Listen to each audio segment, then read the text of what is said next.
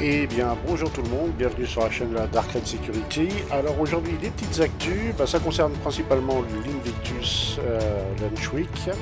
Donc il aura lieu à partir du 19, donc vendredi, certainement dans la soirée pour nous en Europe. Alors, pas mal de nouveautés. La nouvelle division de MISC nous offre le Mirai Fury et le Fury MX. Donc, à aller voir par curiosité, c'est quand même une des nouveautés. Le Lynx, le Tumbril Storm, un nouveau tank qui sera en hologramme. Le Lynx, on ne sait pas encore trop, mais normalement il devrait être à l'exposition. Pendant cette période, il y aura le fameux défilé et on a appris qu'éventuellement on pouvait tomber sur comment ça s'appelle peut-être la visite, envisager la visite d'un Idris, l'intérieur d'un Idris.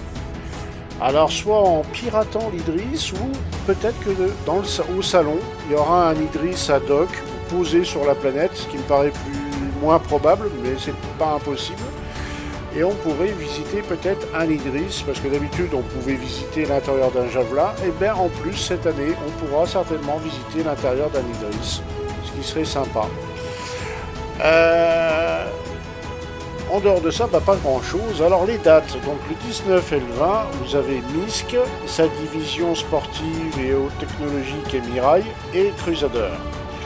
Du 21 au 22, vous avez Aegis Dynamic, donc tout ce qui est on appelle les Gladius, les Redeemers, les Rotaliators, les sabres et j'en passe. Ensuite Anvil Aerospace avec les fameux F7, avec le Arrow. Bizarrement ils ont mis le Karak. Alors c'est vrai qu'à l'origine c'était un vaisseau militaire, mais plus trop maintenant. C'est un peu étonnant de voir le Karak en expo. Du 23 au 24 donc. Le 25 au 26, on a Argo Astronautique, Tumbril, Origin, Consolidated Outland et RSI. Donc là, il y a pas mal de marques à aller voir, donc du 25 au 26. Donc toujours au mois de mai, le 27 et le 28, on a la Défense Con de chez Drake. C'est un scandale. Moi, personnellement, c'est un scandale de les voir à l'Invictus. Ils ne devraient pas être présents. Une marque qui vend des vaisseaux de préférence aux pirates n'a pas le droit de citer... Fois de Darknet, ça me gratte un peu là. Non, je plaisante, bien sûr. Donc la Défense Con du 27 au 28 et du 29 au 30, c'est la finale, on va dire. Ce sont les 2 jours de rattrapage pour ceux qui n'ont pas pu voir tel ou tel salon.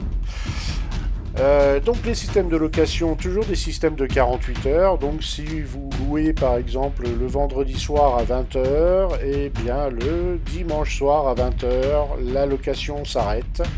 Voilà, c'est 48 heures comme ça. C'est pas 48 heures avec un chrono au moment où vous faites la session. C'est sur la journée. Quoi d'autre rien de particulier autrement. Mais c'est déjà pas mal pour le programme de l'Invictus. Après, bien tout le monde attend aussi de voir qu'est-ce qui va se passer au lancement de la 3.19. On est quand même un bon paquet de gens à avoir une appréhension quand la live 3.19 va être ouverte. Surtout s'ils lancent la live en même temps que l'Invictus. Tous ceux qui vont être curieux d'aller voir le nouveau Mirai Fury, ça risque de poser des problèmes. Et on a tous une petite appréhension. On ne sait pas trop comment ça va se passer. On espère que ça se passera bien. Mais d'un autre côté, de ce qu'on voit sur le PTU 3.19, ça incite pas à la confiance, quoi qu'il y a du mieux quand même. Donc on peut quand même croiser les doigts pour que ça se passe pas trop mal. D'origine, les gros événements comme l'Invictus et l'IAE, il y a toujours des bugs, plus que la moyenne. Mais là, on a une free fly, on a une nouvelle technologie, on a pas mal de nouveautés en fait quelque part, et ça va pas faciliter la vie de l'événement. Et donc, comme le patch est pas au top,